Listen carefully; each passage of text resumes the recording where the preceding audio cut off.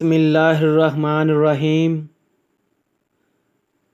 حضرت ابو ہریرہ رضی اللہ بیان کرتے ہیں، رسول اللہ صلی اللہ علیہ وسلم نے فرمایا، جس شخص نے کسی مومن سے دنیا کی کوئی تکلیف دور کی تو اللہ اس سے قیامت کے دن کی کوئی تکلیف دور فرما دے گا۔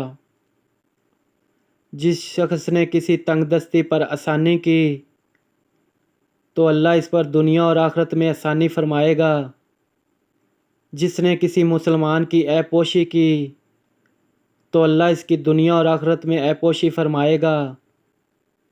اللہ بندے کی مدد فرماتا رہتا ہے جب تک بندہ اپنے بھائی کی مدد کرتا رہتا ہے، اور جس شخص نے طالب علم کے لیے کوئی سفر کیا تو اللہ اس وجہ سے اس کے لیے راہ جنت آسان فرما دیتا ہے۔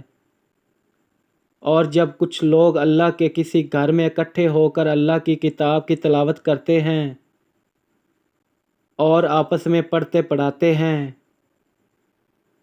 تو ان پر سکینت نازل ہوتی ہے، رحمت انہیں ڈھانپ لیتی ہے، فرشتے انہیں گھیر لیتے ہیں، اور اللہ اپنے پاس فرشتوں میں ان کا تذکرہ فرماتا ہے، اور جس کے عمل نے اسے پیچھے کر دیا تو اس کا نسب اس کے آگے نہیں بڑھا سکے گا۔ روایت مسلم۔